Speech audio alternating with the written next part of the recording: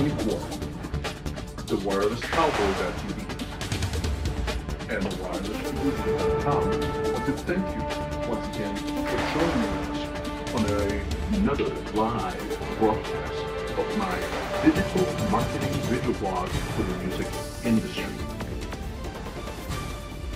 Season 2, which runs March 31st through October 31st, will focus on monetizing your intellectual property. So be sure to mark your calendars and enjoy this month's episode. How you doing, folks? This is Rick Marcus, aka the Wireless Producer and the Wireless Cowboy.tv, coming to you live from my WPLV24 virtual studio. I hope you are already following my daily tweets, weekly blog posts, and my monthly videos. But if you're not, please remember that by joining my social media network, you can get up to 75% discount of the regular price of $101 on my end of year marketing report. Now, 2014, the focus was on Business 101 and the music industry.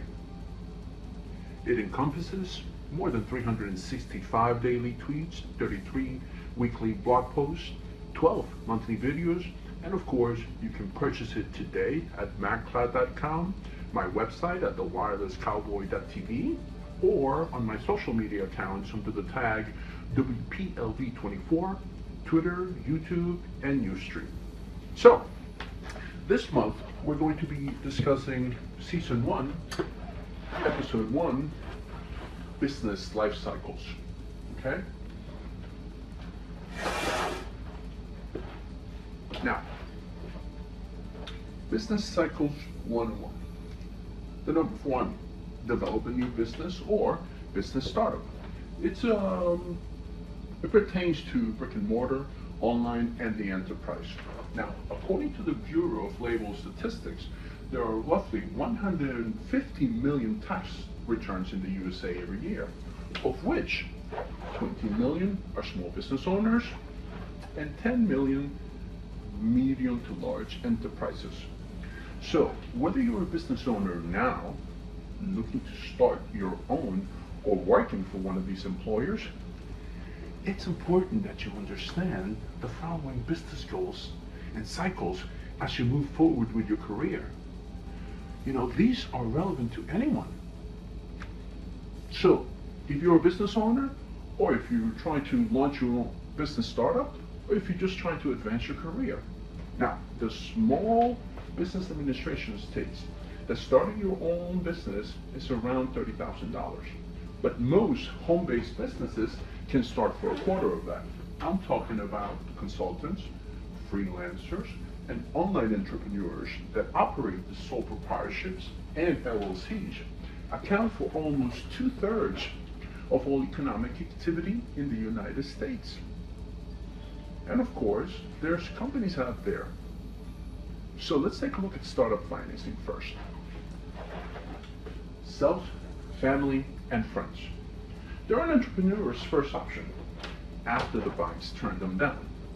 Ironically, in today's post-recession, underwater foreclosure, 99-week unemployment, Wall Street bailout, Bernie Madoff, upside-down world, they may be the only ones that you can trust and believe in your ability to repay the debt. Nonetheless, be it a bank or your friends, you will need to make a business presentation that is professional and makes good business sense. So in either case, this report, my monthly videos, and my weekly posts are important to you. Now remember, most small businesses take 24 months to make a profit and pay off the startup capital. So there's going to be plenty of time for problems to arise and doubts to grow. Let's take a look at banks. So banks will not look at your business plan unless you have at least 2 years of balance sheets, profit and loss reports, and of course your business or marketing plan. And even if you do, okay, you will have to secure the loan with collateral, either your home at a much lower valuation than it appraises, and begin principal payments right away after disbursement. Now, the Small Business Administration again and the government may be of assistance if you're a minority, a woman, or a veteran-owned business. And certain industries or markets may receive special loan guarantees from the government so that banks can relax lending requirements. Now, angel investors, okay? Angel investors can be a source of personally detached funding, but at a much higher cost, which is losing equity in your company and voting control. These investors are focused on funding new ideas and taking ownership so that they can cash in at the end, either by being bought out by you or selling the business to the higher bidder. Now, the good news is that they do not require repayment immediately. They can usually wait 1 to 2 years for you to grow your business. Think about Shark Tank. Now, venture or gross capital, VCs or GCs.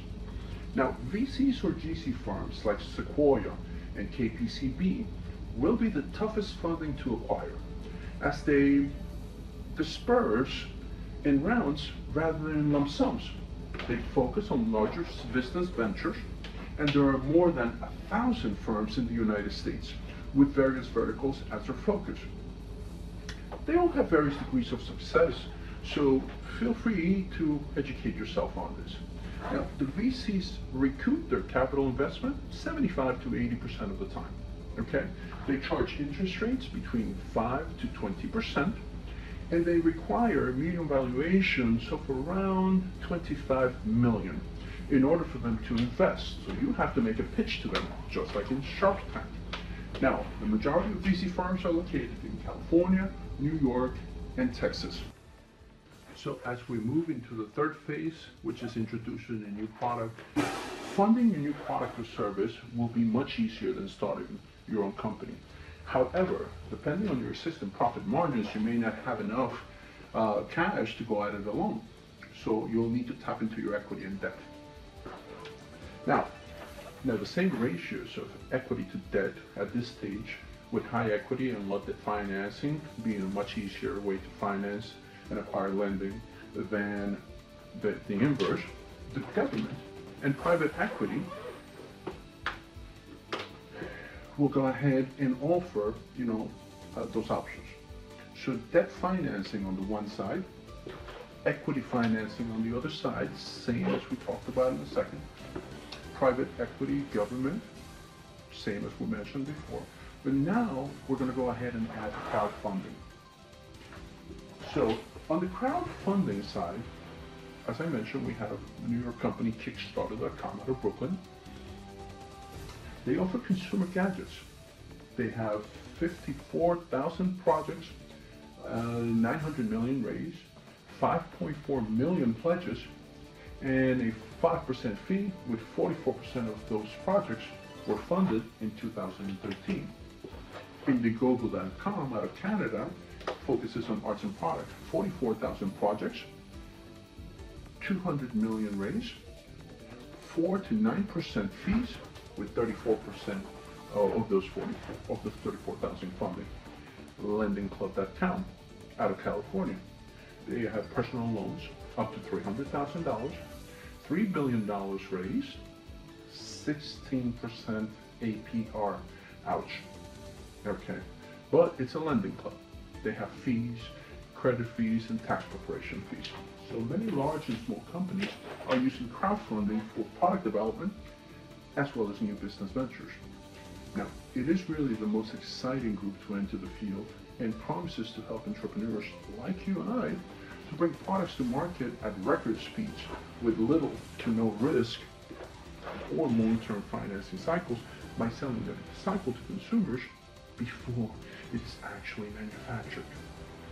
So there are more than 200 crowdfunding sites raising over $2 billion in the United States and close to $5 billion worldwide. So, as we close this monthly video blog, let's go ahead and talk about phase 4.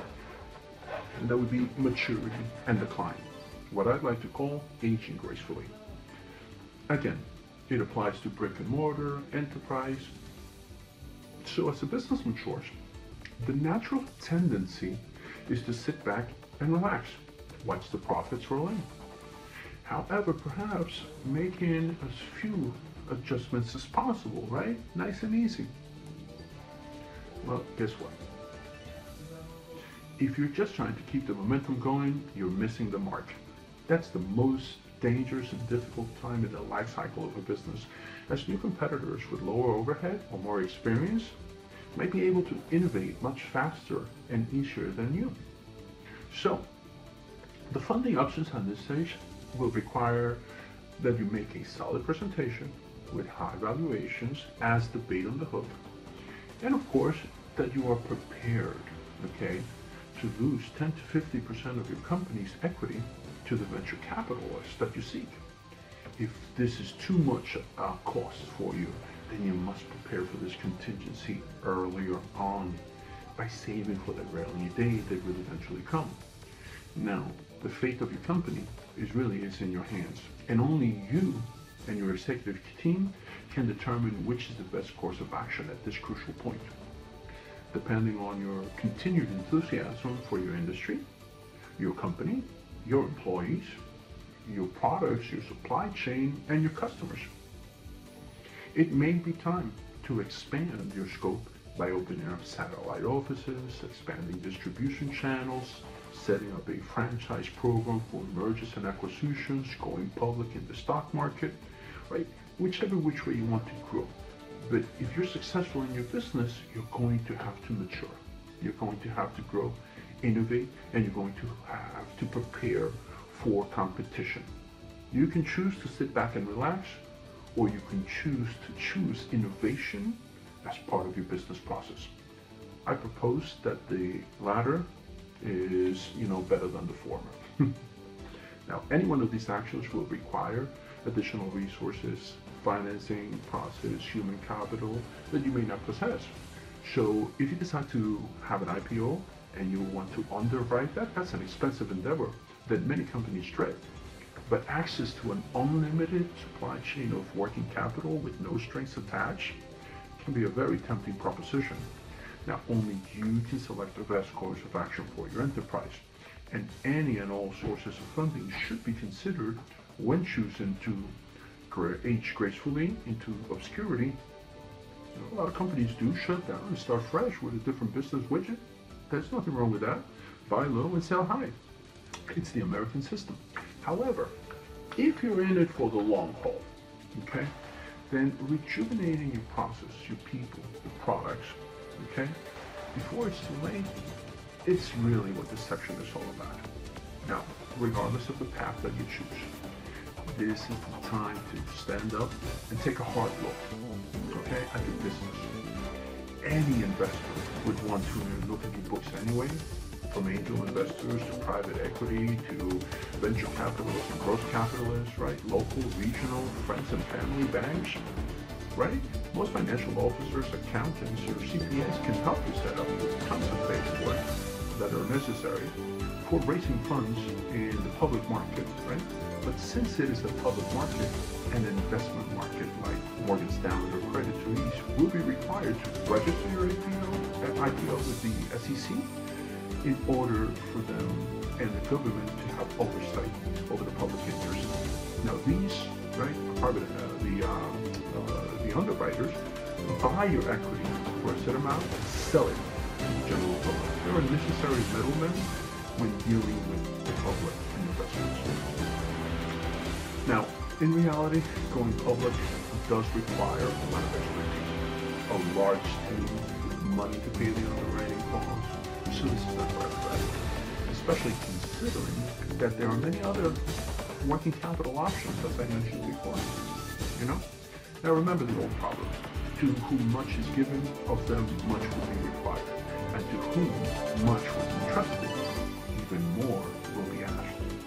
This is Rick Marcus from the WPLV24 virtual studio, with episode 1 of the 2014 Business 101 in the Music Industry report. Remember, you can purchase the entire report by visiting maccloud.com or my blog at thewirelesscowboy.tv, or join me on my social media networks under the tag WPLV24 at Twitter, YouTube, and Ustream. Stay tuned for next month's video blog, where we will be discussing traditional advertising.